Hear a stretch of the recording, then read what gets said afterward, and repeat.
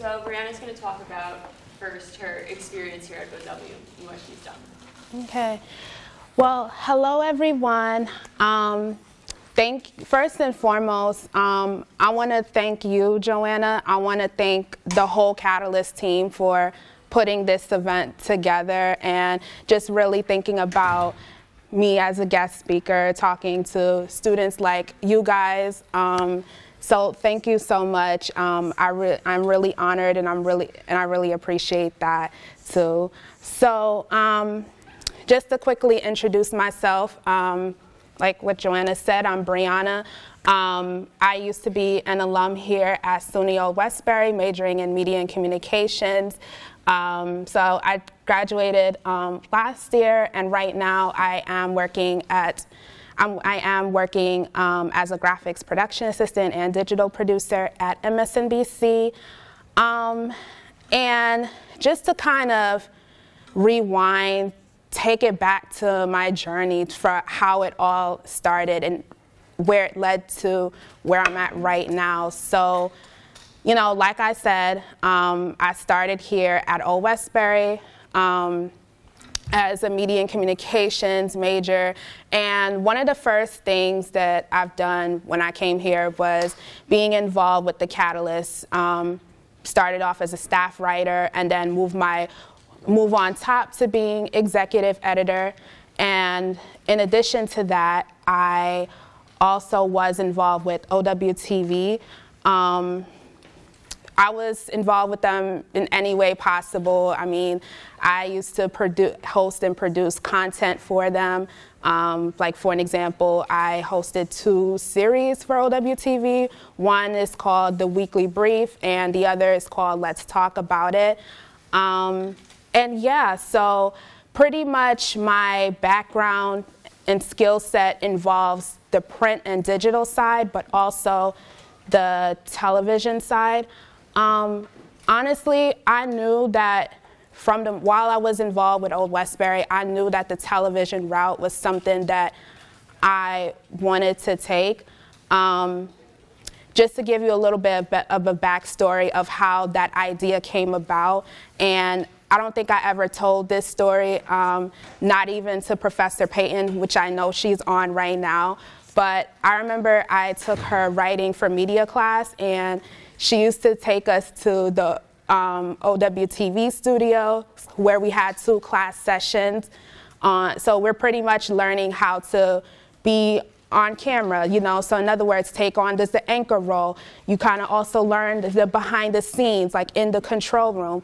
And from just based off of those experiences, it made me started to think about the television route a little bit. So that's how I ended up joining OWTV a semester later. And then just from there on, it made me realize like the television route was something that I definitely considered I just want to take. So, so pretty much during the pandemic, I was involved with a couple internships. My first internship was at Fox News, and then from there later on, that's when I joined MSNBC, and I started off as an intern, and then right from there, it led me to a full-time job opportunity there. So, yeah.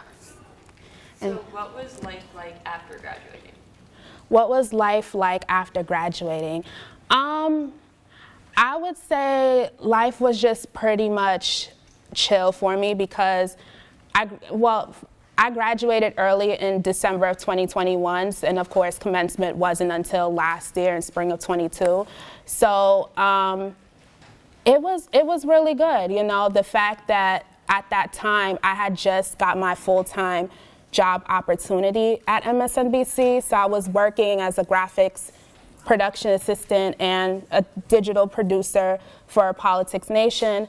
And then also too, I was also in the process of applying for grad school. So, so I would say 2 months after I finished here at Westbury, that's when I got my grad school acceptance at the Newmark J School, which is said on my shirt, so I just wanted to represent my current school right now.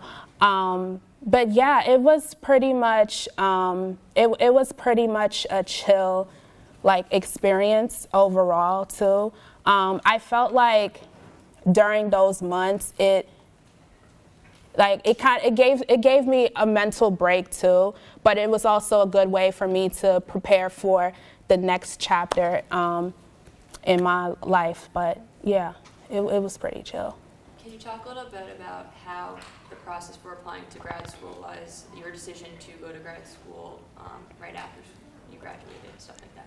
Yeah, so the idea of me wanting to go to grad school, so before I even came to Westbury, I didn't even have any plans of going to grad school. You know, I just thought, okay, once I graduate from Westbury, I'm just gonna go straight into the field. Grad school didn't even come to my thoughts.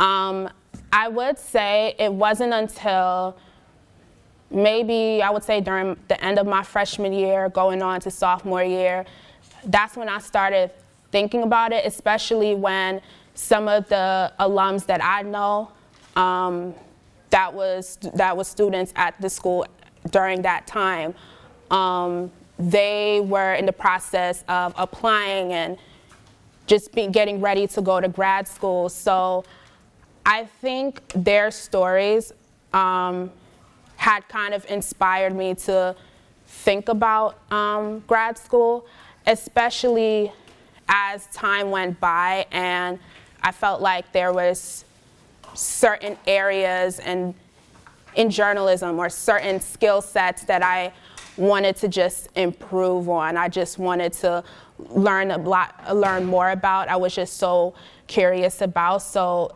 the idea of grad school just came to my mind, and it's just like, okay, this is exactly what I want to do. So once I graduate from Westbury, I'm going to go straight into grad school and get my master's, and then go ahead and progress into my career. So yeah, and I would say in terms of the process of applying for grad school, I would say it's a lot of work, especially applying for multiple schools at once, and just trying to find that time to make sure all the application material is in, including the essay part, the writing portion part of the grad school process. But yeah, it can be a stressful experience, but I think at the end it's worth it for me, because now it just led to where I'm at currently. So can you talk more about that transition into grad school and kind of how it was in terms of workload, what types of things you were doing, how it affected you emotionally, anything like that? Yeah, for sure. So when I first started grad school, I started off with 2 classes because at that time I was working full-time at MSNBC, like I mentioned, and I didn't want to have a stressful first semester, with just so much classes piling on top of each other. So I decided, okay, let me start off with 2 at least, just to see how I could handle that course load. I would say in my first semester, it wasn't as stressful as I thought it was going to be. Yeah, it's just that, of course, one of my classes that I took that semester, which is at the J School, they call it craft of journalism. So it's kind of like the fundamentals a little bit. And I feel like that's one of those classes that it can be a lot of work, but it was a really good class that helped me build up my skills even more. It helped shape certain things that I just needed to improve on, which is whether it's my writing or whether it's interviewing people or coming up with questions the way it's supposed to be crafted. So yeah, I think so. I would say my first semester, it really wasn't as stressful. My second semester, which was this past spring semester, that was when it becomes a little bit busy because now I'm adding a little bit more classes to my work schedule. But luckily, I managed to find a way to balance out between work and school too at the same time. So I would say that semester it was challenging in a way, but it really wasn't. I think the challenging part, I think the whole point is the challenging part is the workload itself, but I would say the content of the classes itself, it wasn't hard for me, but I would say the challenging part is the actual workload. In terms of my mental, I mean, there are times where I feel like I always need a break, and one of the things, luckily for me, normally what I do, especially because of, again, I'm working, is a lot of times if I feel like I need a break because I just have a lot going on, a lot of times I just take a PTO from my job. I just take a day, I just put in a day off. And I feel like that really helped because it allowed me to stay focused, on what's more important. I decided, let me utilize that day off of just getting the work done and just trying to stay organized and stay on top of things. And then, of course, getting back to what I was doing before in terms of my job. So I would say that it can be stressful for me at times, but I think the best way is to just understand that your mental is a lot more important than anything else. So, yeah, and now that I'm in my third semester too, which again, currently I'm working on my capstone project, and of course I'm still dealing with classes too. It's definitely rough, but every day I'm always still learning about how do I make sure I just organize myself, organize my schedule, time management, balancing that time between certain assignments in order for them to, get done on time. So, yeah, but that's how it is right now. So you are a graphics production assistant and digital producer. Can you talk about both of those roles, what you do as your job? Yeah, so at my job, like Joanna said, I'm a graphics production assistant and I'm also a digital producer at MSNBC. So I work for this show called Politics Nation, hosted by the Reverend Al Sharpton. It's a weekend show, Saturdays and Sundays from 5 to 6 p.m. So as a graphics production assistant, I produce graphics for the show, right? So when anybody that asks me, what are graphics? What do you mean by that? Because I know some people always get confused on what my job entails. Even my own family gets confused. Even till this day, they do.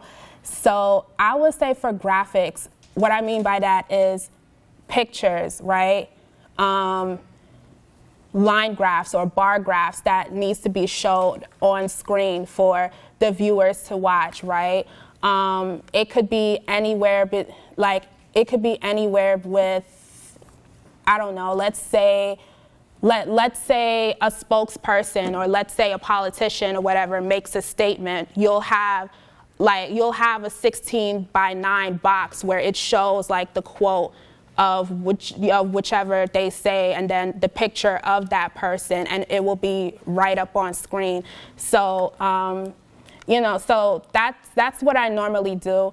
Usually if there's certain graphic requests from segment producers where it tends to be very complex and obviously I don't have the ability to make it, usually I'll ask a graphic artist to produce that graphic for me, so that way I can just drop it into our rundown system once those graphics are ready. And in terms of me being a digital producer, so like I said, on top of me handling graphics, I also handle social media for the show. So for the show, I handle Instagram, Facebook, TikTok, Twitter, right? All those platforms. And I would so usually I would cut any clips from the show, whether, particularly mostly from guests. So whichever quotes, anything that the guests say that would be very interesting and good for our social media, I would just cut those clips and get it up on our social media pages. So that's what I normally do. Sometimes I would also post promo photos up on our social media. So any guest that we are about to have on our show, let's say the upcoming weekend, and especially if that guest is really important, I also would post them on social media. So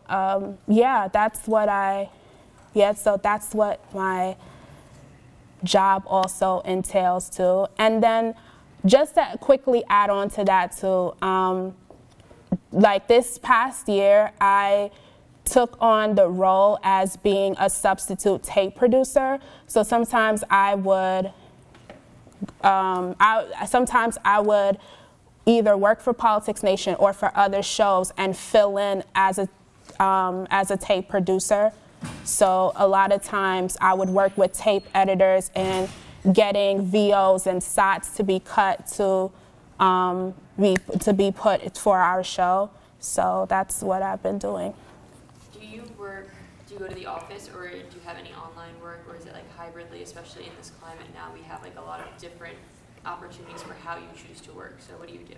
Yeah, so for me, I mostly work remotely because, I have school and other things is always going on. But sometimes I do come into the office. Normally if I go in the office, I would go like on the weekends, because that's where majority of the action begins anyways. That's the day we're literally putting the show together. And I think it's kind of nice for me to even being in the office just to interact with my colleagues, but also just seeing more of how everything goes, from the moment we're putting together segments and the moment that we have our last editorial meeting with the Rev before we go to the control room and get everything set up and just let the ball roll. So for me, I would sometimes be in the office maybe like once or twice a month, but mostly I do work remotely, which is a good thing because that for my company, they allow us to give us a choice on whether or not we want to work from home or being in the office, instead of having to feel pressure to constantly like being in the office, especially because some employees, some producers on our team particularly, they're not from New York. Some of them are based in DC or in other states. So I feel like it's also helpful for them. So what advice would you give to a student who's entering, the field of media and trying to find a job? So one of my advice I would say, before you even think about getting your first job in the media industry, I would say start doing internships. Start thinking about doing internships. And before you even start thinking about doing internships, I would say first step, especially you guys as students here, is get involved with your student media outlets, whether it's The Catalyst, OWTV, OWWR. I would say start with them because those media outlets are definitely the foundational outlets that will get you to where you want to be. So those outlets can even help you land an internship, right? Whether it's a big company, a small company. So I would say start with them and then, once it's time for you to think about doing internships, right, then you go from there. Because here's the thing, right, especially not just the media industry, but just any industry overall, a lot of times when you're trying to get your first job in the field, some of these recruiters or some of these managers, they expect entry-level candidates to at least get some form of professional experience, right? And the only way you can get that form of professional experience is if you do internships, right? And I'm not saying that, you cannot do an internship with the Catalyst or OWTV or whatever, right? Because you can too. But it's also nice if you could get an internship even outside of school too, because then those experiences will definitely lead your foot right into the door. So I would say start with that, and then I feel like you'll definitely I definitely feel like you'll be fine once you get your foot into it and you get your first job. So I would say that's my biggest and most important advice for that. So what are some of your professional goals after graduating? My professional goals after graduating. Okay, so good question. So my professional goals for me after graduating so my long-term goal is to be a television reporter and anchor on air, particularly with a focus in politics, because that's my favorite beat that I love to cover. So I do hope that one day I'll live in the DC area. But yeah, so I would say long-term wise, I would say reporter and anchor. Short-term goal is to be a segment producer, just so I could gain some of the skills of being behind the scenes, of learning how to put a segment together. So that's one of my biggest professional goals as of right now. Great. So we have a Q&A portion. I'm going to ask the people on Zoom if they have any questions first, because there's a time limit on Zoom. So does anybody on the Zoom have any questions, and then I'll open it up to the room.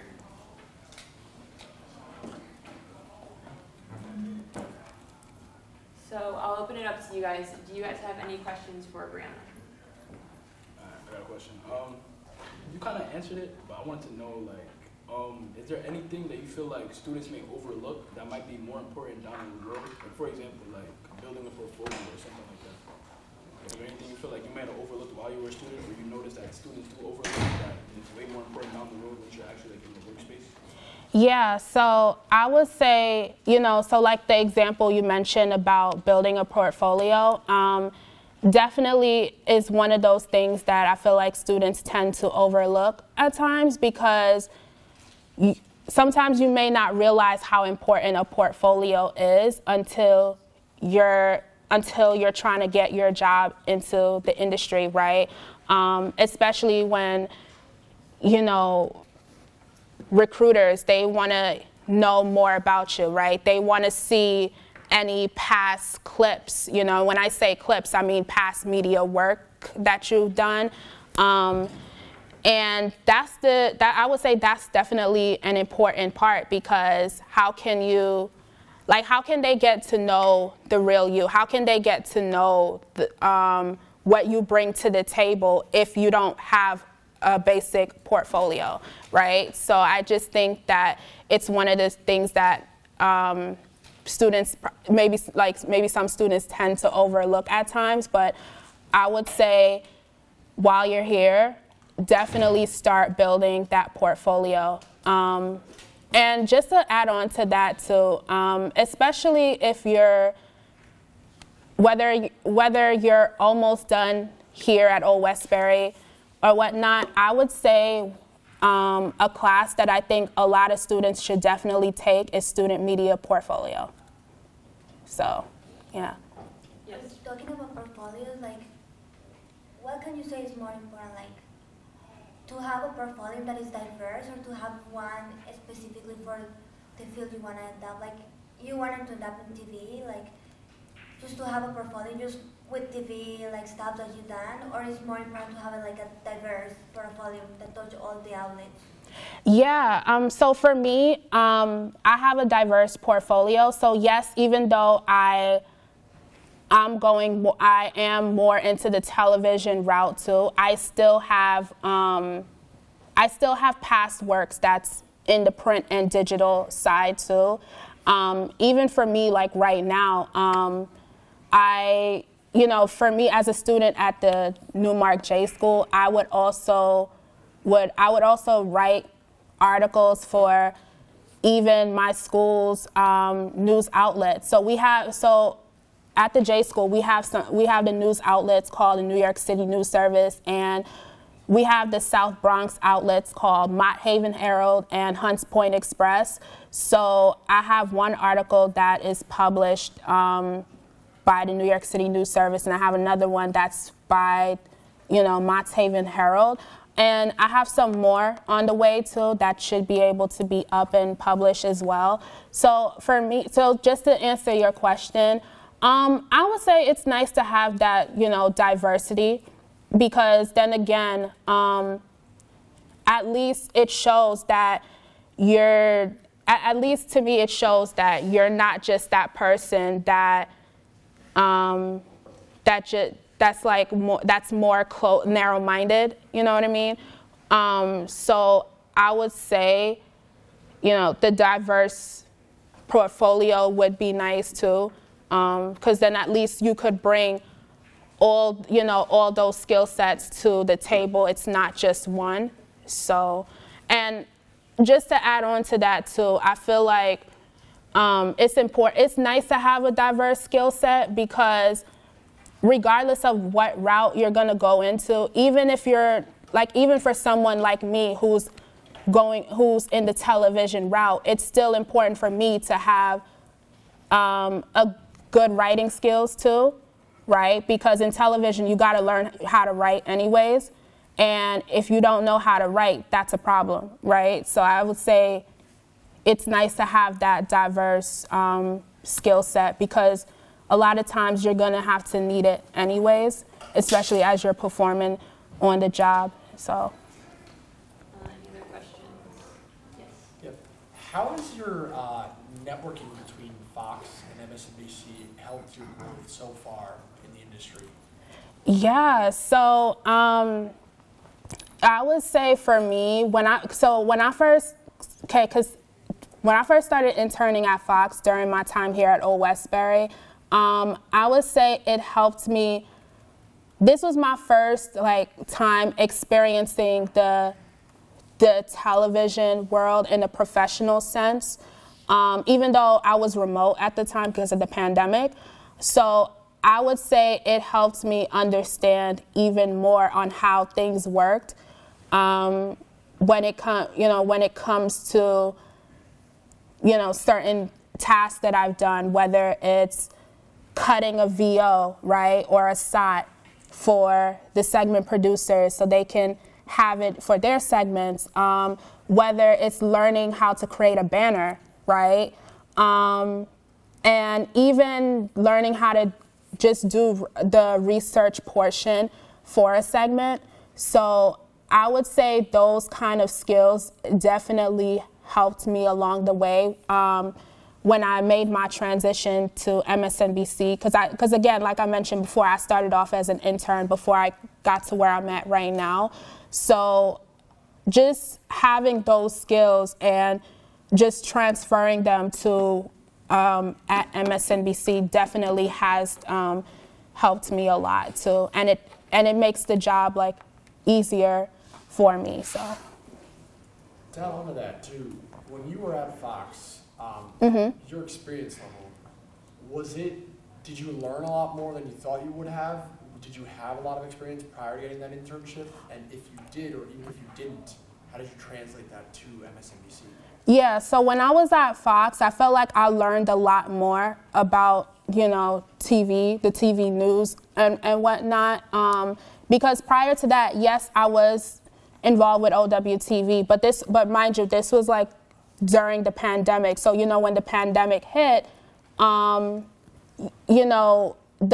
it's kind of hard for you to try to learn as much as you can in a remote setting.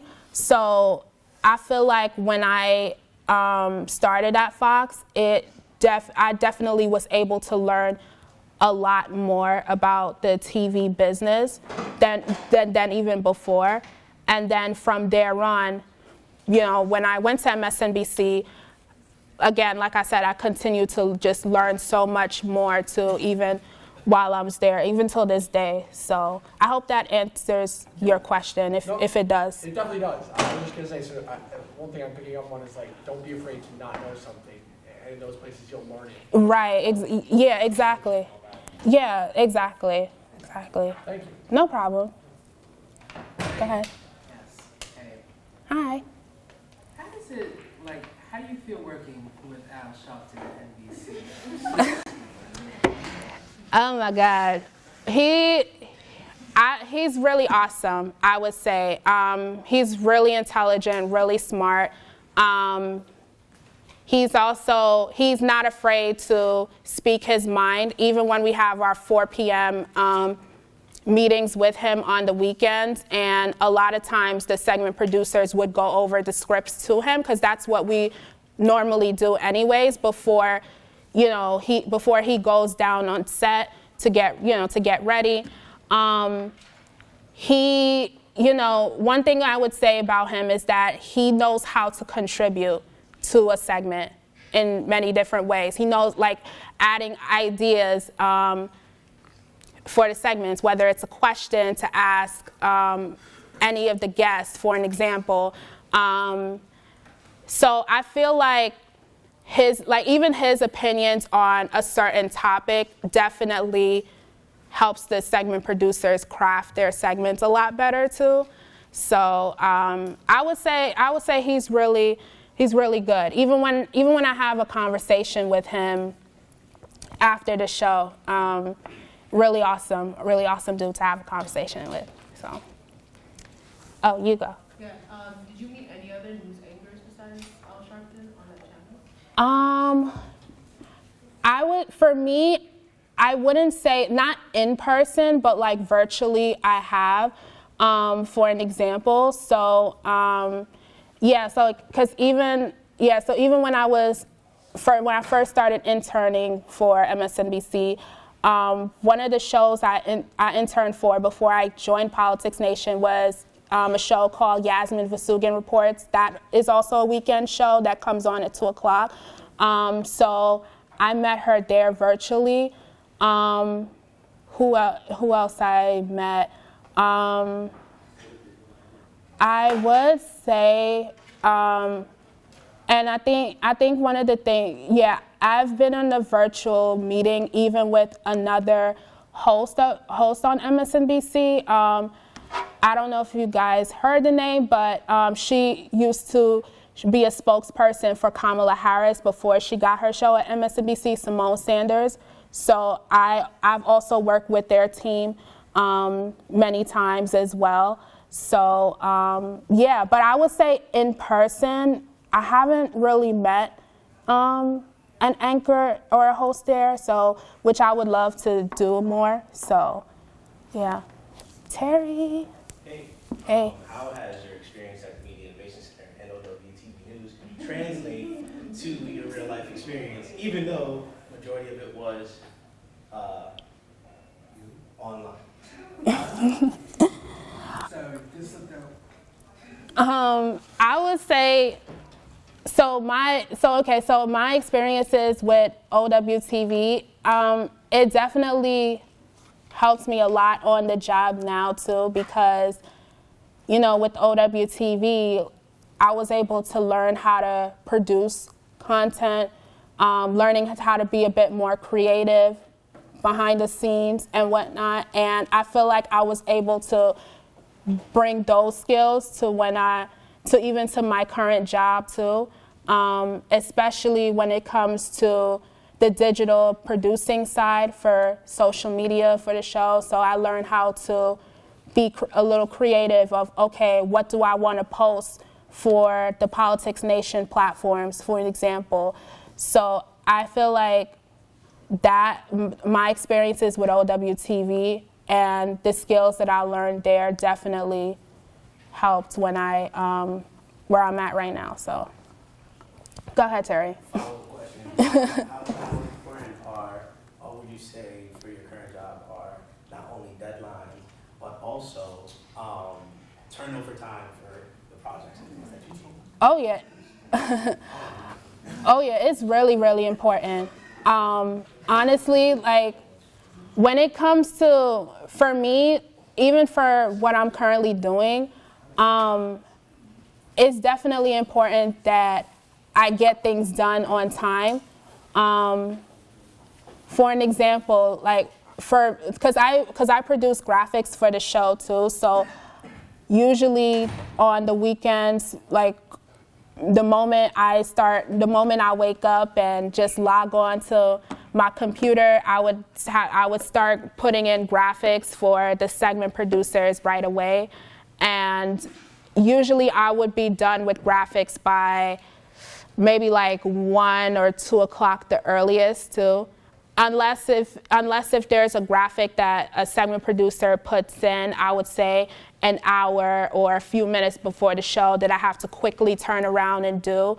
But for the most part, I'm that type where I would start graphics the moment I just get up and do it, so I would start from the morning, and then usually by 1 or 2 o'clock, I would just have it all done.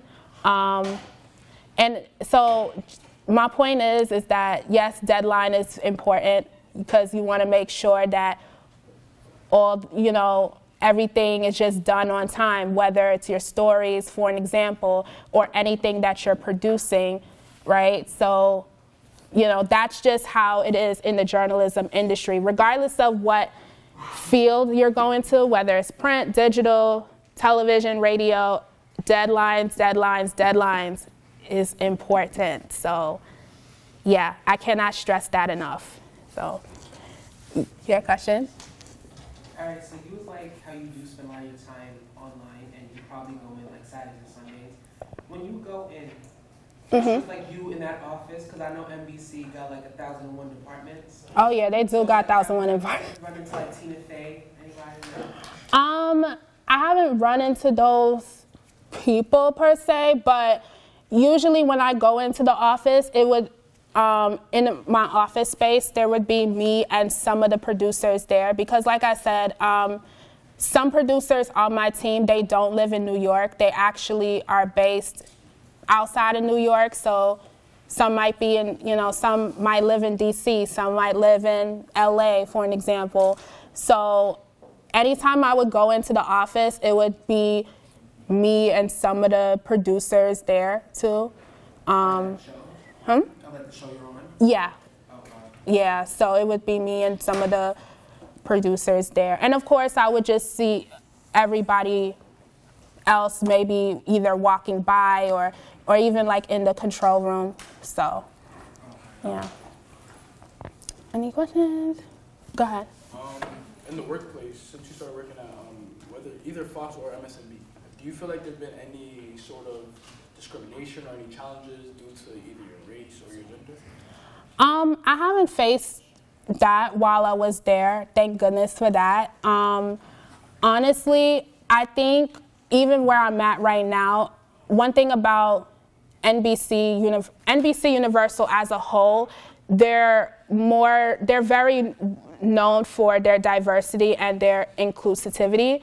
So I would say even when I joined the Politics Nation team right now, the good thing is that there's producers on my team who looks like me, right? There's a host on the show that looks like me. So I feel like that's what even makes it better too, rather than just being, let's say, the only black producer and then you have all the white producers on the team, right? So I think that just having that diversity, especially on the team that you work with, is what makes the experience even better too. Because a lot of times you could, obviously when you have people on a team that looks like you, right? A lot of times you could relate to, in terms of experiences and whatnot. So, yeah, I would say for me, what makes it better is the fact that there's people that I work with that looks like me. So, yeah. I hope that answers your question. If it does. Anything else? Any other questions? I have a question. Mm-hmm. First of all, Brianna, you certainly are a rock star, as Thank the admissions you. director said at the Newmark School. Thank you. So again, thank you for being here. A short question though.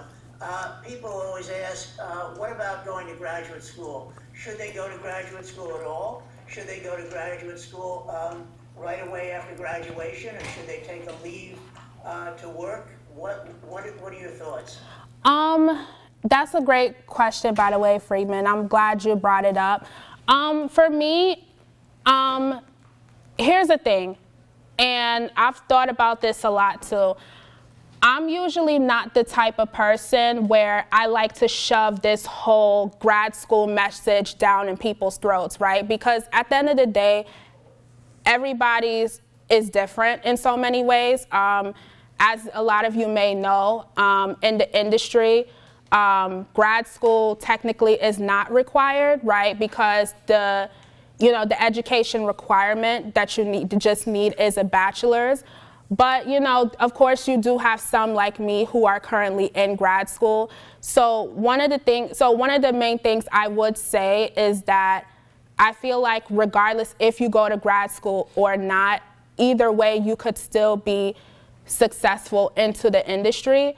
Also, just to answer your question, in terms of people who wants to go to grad school, I would say it is up to you if you wanted to do it. If you feel like it will benefit you a lot in so many different ways, if you feel like it will help you in many different ways, I would say go for it, I would say do it at your own timing. Do it when it's the best timing for you. So if you wanted to do it right after your undergrad, cool, you know what I mean? Usually there's benefits to it, right? So if you go after you graduate from college, a lot of times you could just get your master's early on and just get it over with, and you don't have to worry about it later, right? There are some people who wanted to at least take a year off before they start grad school, and that's fine too, because a lot of times with college and a lot of times it can be stressful, and sometimes not everybody is mentally prepared to go to grad school right after they're coming from their undergrad. So I could understand why some people decided, okay, let me take a year gap before I go to, grad school. And on top of that too, sometimes there's moments where some people are still not sure whether or not they want to go to grad school. So maybe that's why they decided, okay, let me take a gap semester or a gap year, for an example, before they wanted to go. So, I guess my point to the whole grad school topic is it's up to you. If you feel like it will benefit you a lot in many different ways, it will help you a lot into your career, I would say go for it, So, and if you feel like going to grad school right away, if you feel like that's the right timing for you, do it. So one of the things I would say is do things on your own timing, and I would say just overall do what's best for you. So I feel like even for grad school, it was definitely best for me, and I don't regret even the timing of me going. So, yeah. It looks like Professor Payton has a question. Her hand is raised. Okay. Hi, Brianna. Hi, I'm good. So happy to see you coming back and sharing Thank you. words of wisdom with our Thank you. current students. Because I know a lot of them, especially the ones who are juniors and seniors, they start to get a little bit nervous. I'm sure you remember what that was like. Yes. As they approach graduation, and wonder if they are prepared enough, or if they should, you know, do something else, like not put that job at the shoe store that they have. I just want to ask you, how prepared do you think you were leaving Westbury to take on grad school or an entry-level job there? Do you think that we prepared you okay? Yeah, I would say I was prepared a lot in so many different ways. One of the things that I've learned too, because I know that even during my involvement, even with OWTV and the Catalyst, we were in a global pandemic, which kind of really put a lot of dents and obstacles along the way. So one of the things for me is that I've learned is just learn as much as you can while you're there, right? Because I feel like the more you've learned, and like the more I've learned anything while I was there at Westbury, the more prepared I will be as soon as I enter the job force and going into grad school as well, too. So I would say just be active, stay involved, you know, whether it's your school media outlets, for an example, internships wise, I would just say find ways to remain active into your media craft and content creativity. So